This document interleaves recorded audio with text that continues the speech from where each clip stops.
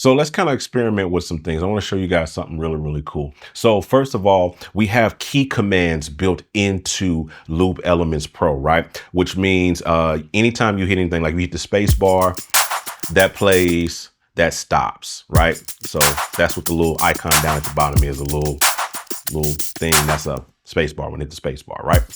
But we also have other key commands, like if you use the number keys, like 1, that mutes channel 1. 2, use channel 2, 3, use channel 3, so on and so forth, all the way up to 8. And you can use them all at the same time. Like I can literally press all of these at the same time. You know what I'm saying? And that's just like key mapping inside of like Ableton or so. You know what I mean?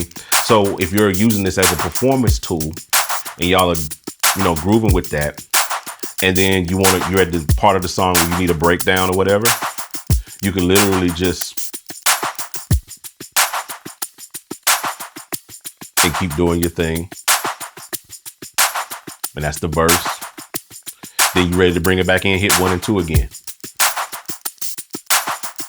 See what I'm saying? How simple and how dope is that?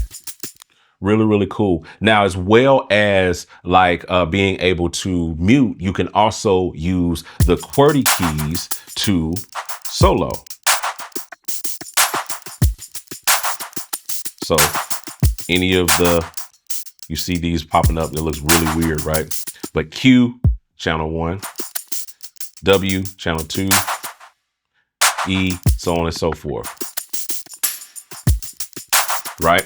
But there's other dope things you can do. Like if you want to turn on the metronome, you can hit M.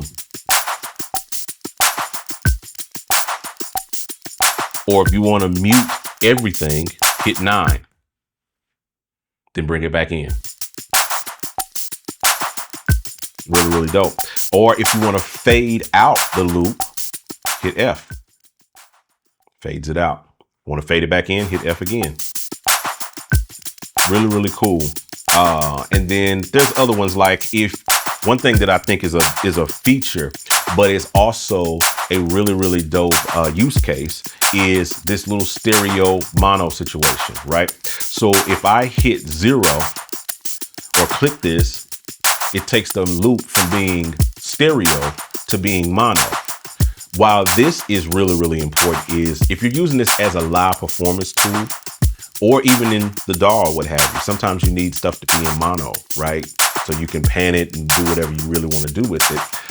But if you're using this as a live performance tool, it's really, really cool to have this option, because, not everybody runs their loops in stereo, or you may be doing a gig, or you may be doing a church service or whatever, and you only got one line for the track, right?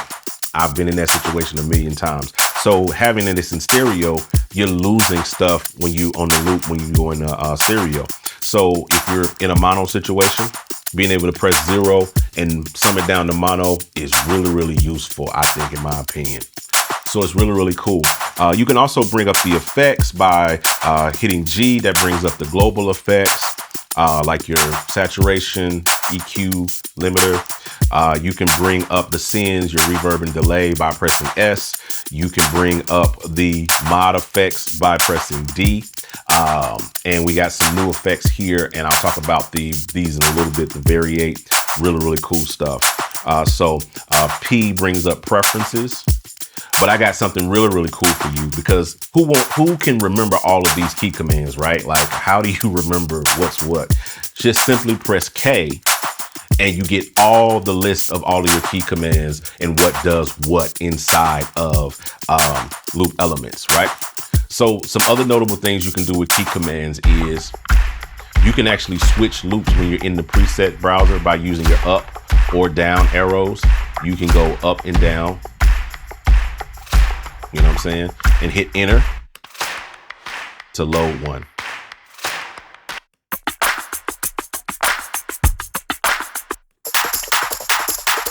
See what I'm saying? Really, really cool stuff. using key commands, we thought long and hard about that in functionality and how you could bring this into a live situation or even in the DAW. I'm going to show you guys some dope later on where when you're using it inside of the DAW, how you can actually use the number keys to like automate stuff, because everything inside Loop Elements is fully automatable inside of the DAW. So you can literally perform your loops when you're producing, or produce your loops, as my dude Dave Outing says all the time, right?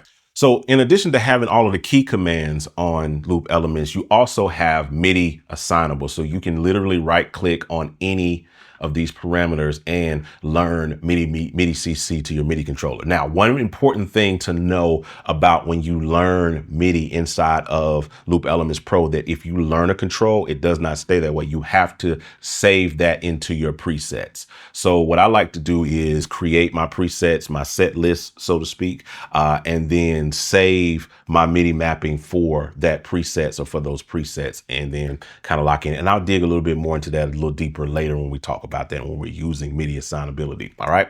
So that is pretty much the overview of the interface with Loop Elements and how you kind of get around it.